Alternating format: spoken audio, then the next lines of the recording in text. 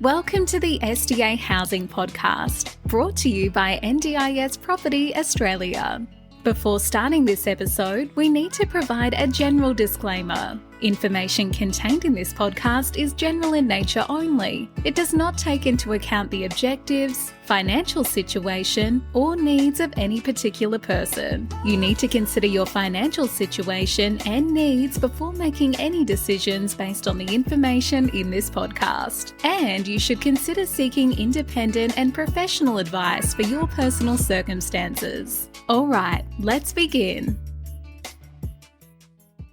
Hello everybody, my name is Minh and I'm your host for today from NDIS Property Australia, and you're listening to the SDA Housing Podcast, a show that explains, highlights, guides and brings awareness about all things SDA in this ever-changing NDIS world.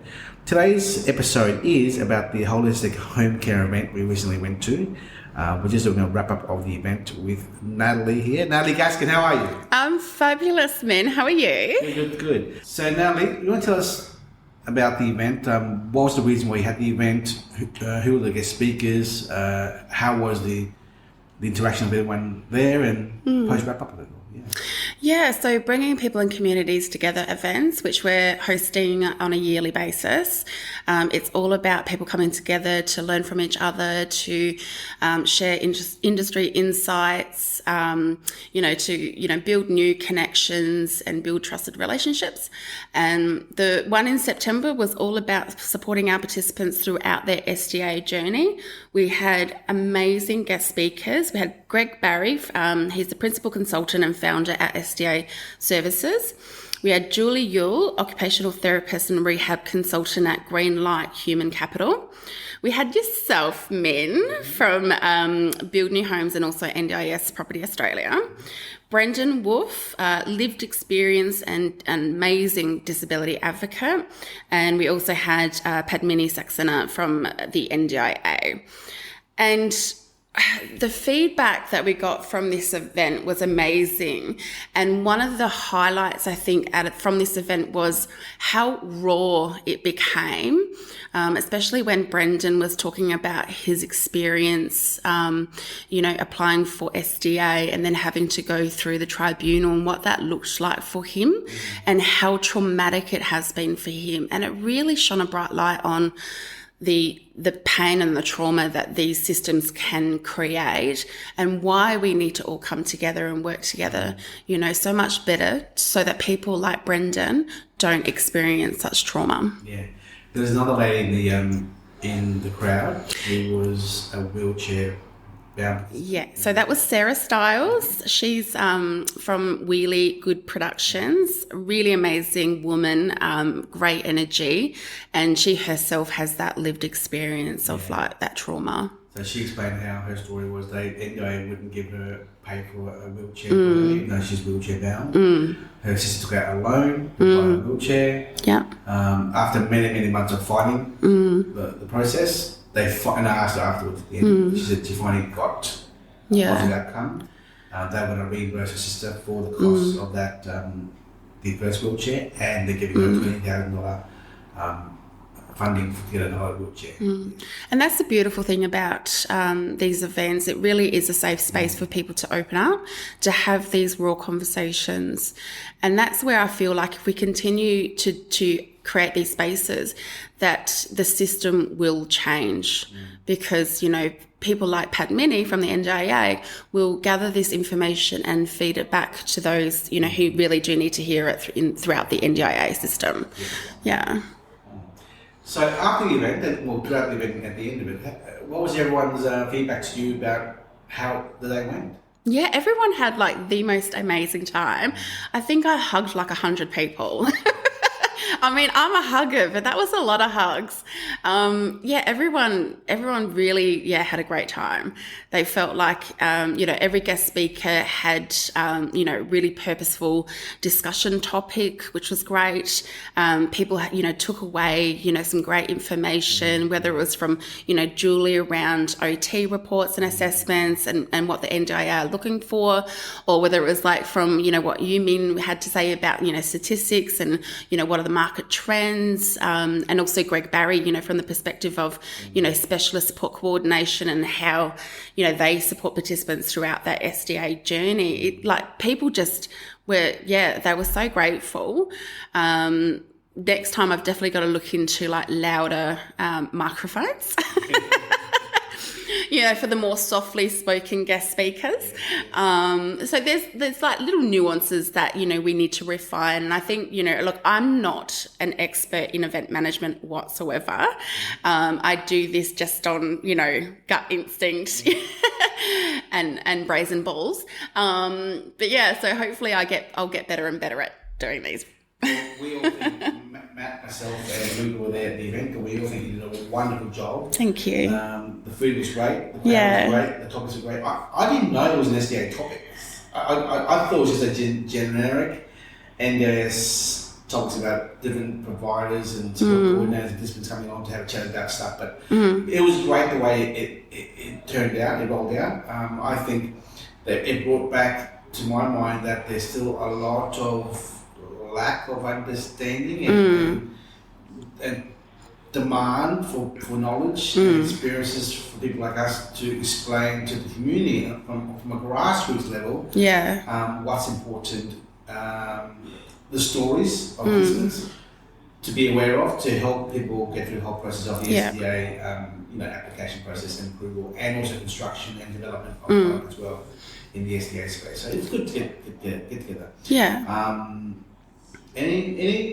What would you change? So is it going to be another event next year, do you think? Oh yeah, it'll be yearly, definitely. Yeah. I just want to keep building it until it becomes this massive beast. But like I said, I need to, just practice, and every event will just get better and better. And with support from people like yourself, I will learn how to run these more. I don't know, effortlessly, I guess. It would be nice. Because I do, one of the biggest thing that I find that brings me joy into my life is seeing people come together and really finding ways to work together collaboratively to minimise the gaps in service, so that people like Brendan Wolfe or Sarah Stiles, their lives are just easier, so they can just live their best life, so they don't have to, continuously fight a battle. It shouldn't be that way. And I think sometimes, we can get so entrenched in what we're doing that sometimes we lose sight of the effect it can have on those people living with a disability. So it's great to, stop and, just listen. Listening is so important. Well, I think we'll wrap up there, and now we'll head into the recordings of the day that we had. Yes, I saw you running around with your little microphone and putting me on the spot. You're such a troublemaker. No, thanks for having me again. I really love being part of your podcast, and just let us know, and I'll definitely promote it for you. How have you found the day so far? It's been great. Interesting, the difference in speakers, going from Brendan to the lady from NDIA. Yes. I felt that she handled that very well, because I thought she was about to walk into a pretty scary environment of people. It's been good. Jacques, what do you do?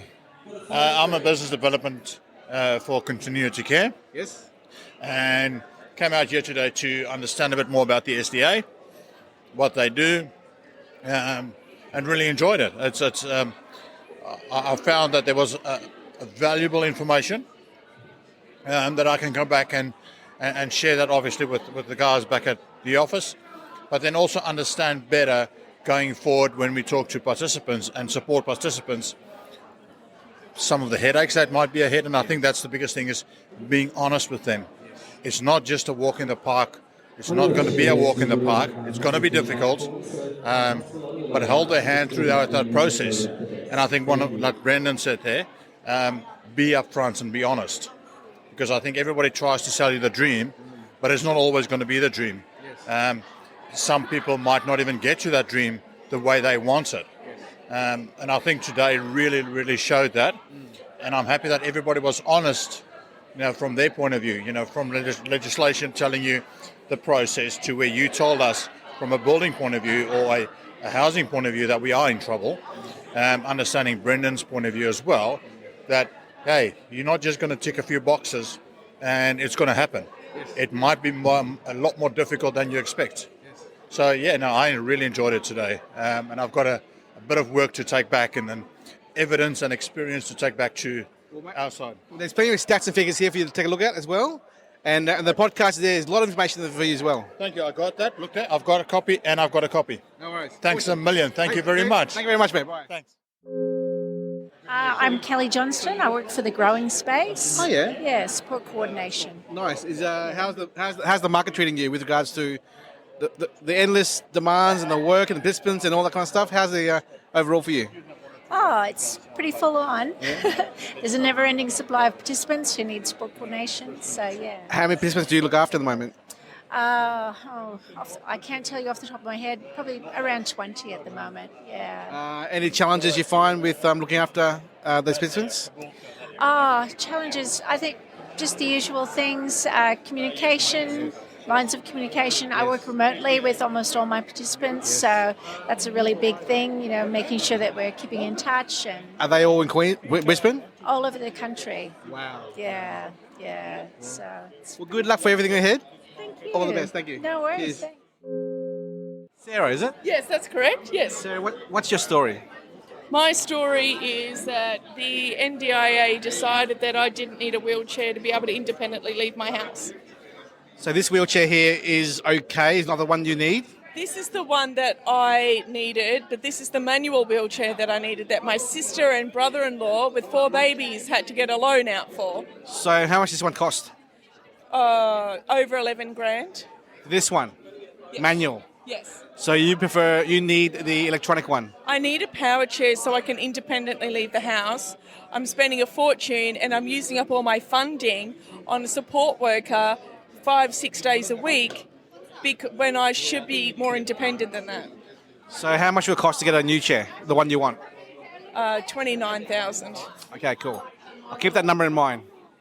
Hey, the yes? NDIA finally approved it, so we narrowly avoided a hearing. So that's just gone through last week. So you'll get that funding when, and when will you order the new one? That's a really good question. So they have approved it. They've got the invoice, so the quote, I should say. So, it's just waiting now. It takes a few weeks, apparently, for them to get their butts in gear and get the new plan, so they're going to add all of that money to my plan. They also said their lawyer said that, yes, my sister should be reimbursed.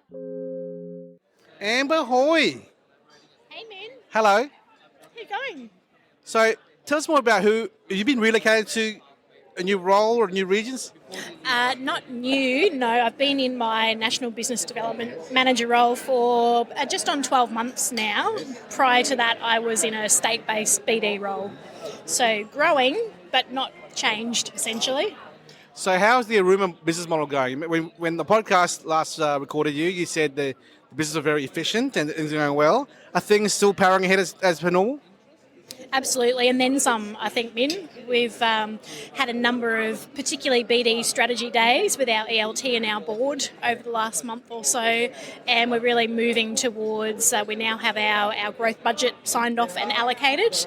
In addition to that, an aspirational growth budget on top of that, and seeing some really cool things come through in terms of, innovative kind of contemporary sorts of options, I suppose. I'm not going to say models, but options. Yeah. That's great. Is there a lot of SDA demand amongst your business model for certain areas around Queensland itself that you guys are earmarking or being aware of? There's demand everywhere. I think particularly for Aruma specifically at the moment, there is a lot of focus on the legacy stock and looking at options to transition either out of that particular stock or into modified or refined development to replace that stock. That's a huge amount of our stock across Vic and New South Wales, actually. Yes. Do you talk to David Whitelaw from Adapt a lot? Yes, much at all? I know David well. Yep. Well, we should talk more because they're talking to me a lot, our team, about bringing to market their pipeline of products or projects which need funding. Yes. We've highlighted we're now speaking to a fund manager in Sydney.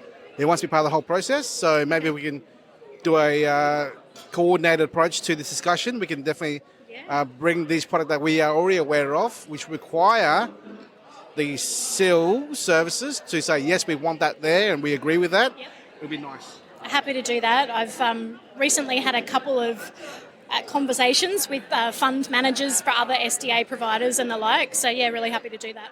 Great. Thank you so much. Bye-bye. No worries. Thanks, Min. SDA Services, how are you? Good, thank you. How are you? Good. Who are you? What do you do? So we are an organisation that helps participants gain access to SDA funding within their plans. So we help them from initial applications through to Section 100 and Section 48 reviews, all the way through to AAT if that's the unfortunate step that they get to. What is your success rate? Good question. We're just running some numbers on that at the moment. So far, we've had over 800 engagements. So we've helped a lot of participants get funding.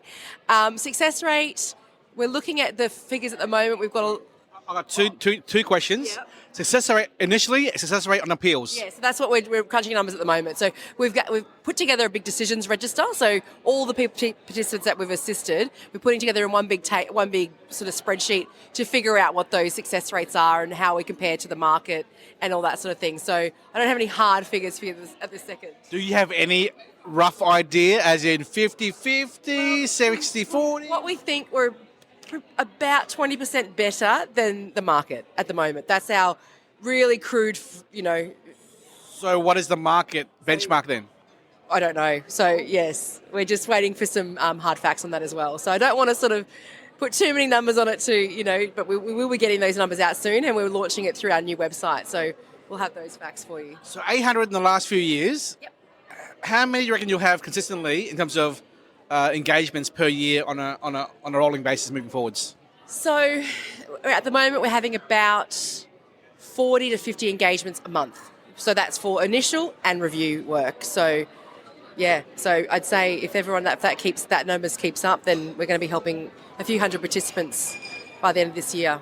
So 40, 50 per month. Does that mean you take them all on board, or do you ever reject anyone at all in terms of engagements? No, we don't. We've got enough staff, and everything's ready to go. So we're ready to help people, and we're all ready to facilitate and ready to go. So we never tell anyone no. Now that's 40, 50 per month around Australia, right? Correct. Yep, Australia-wide. That's amazing. Yeah, it is. Yeah, we're really proud of what we do. Is Greg also coming to Western Australia, Perth next month in October? For the SDA networking event? Not that I'm aware of. No, he's doing some stuff down south in Victoria and in New South Wales, but not Perth at this stage, and Tassie. Yeah. Well, I guess I'll see him in the Melbourne networking event and the Hobart conference as well. Sounds good. Thanks, Min. Bye-bye. Thank you. Bye. Hello, how are you today? Who are you and what do you do? My name is Siobhan and I work for Able Digital Wellness. Able, not Mabel? Able, not Mabel. That should be the catchphrase right there.